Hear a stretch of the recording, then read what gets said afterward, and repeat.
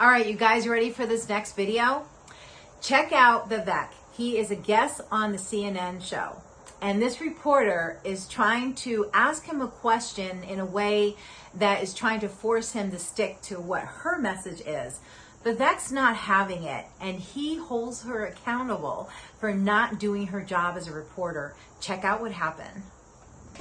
Federal administrative police state? That's pretty strong. That's exactly what's at work here, right? You have a federal administrative state. The police arm of that state is, for the first time in U.S. history, not only indicting a former president, but indicting currently a lead candidate against the U.S. president. That is not the stuff of the United States of America. That is the stuff of banana republics. Well, and if there was ever going to be a case brought against a lead political rival for a sitting U.S. president, it better be locked down and airtight, not an indictment that fails to mention the most relevant statute that's actually at issue. Yeah, well, it is, obviously, as you said, it is unprecedented. I should say that there have been democracies that have prosecuted, put criminal prosecution of former leaders because those times have been so extraordinary. And here in the middle of an election. And this obviously is very extraordinary. I disagree with the allegations. I just think I do not believe those allegations because of, I think, the intellectual dishonesty in that indictment. So I think the federal court is actually, I think, based on the precedent of the Clinton sock drawer case, where effectively Judge Jackson said that it is at the president's, her language, not mine, sole discretion as to what is and is not covered as a presidential record.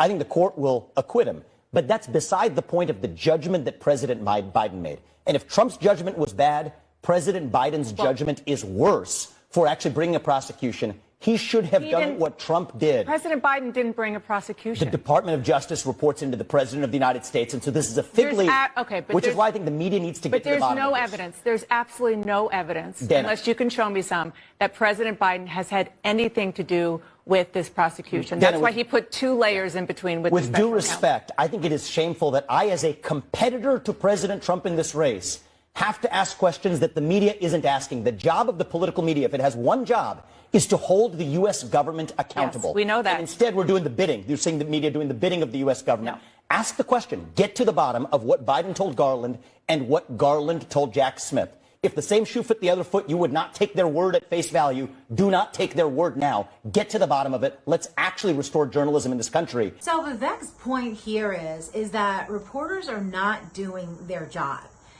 They are sticking to talking points that they're given from who knows where, either Washington or their boss, that run the company.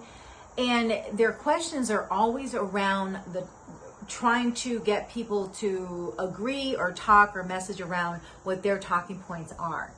So that's what they do, right? Vivek is saying, if you're going to not ask real questions when the Biden administration or Biden himself is pushing the justice system to indict him and put a leading candidate that's going up against the president, if you're going to allow that to happen and not ask real questions as to who's behind, who's pushing this, then you're not doing your job as a reporter.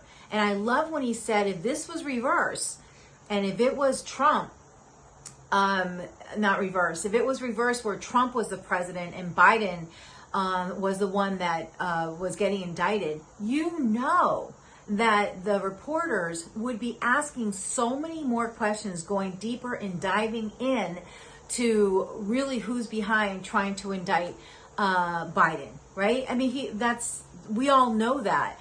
And I love how Vivek didn't fall into her trap.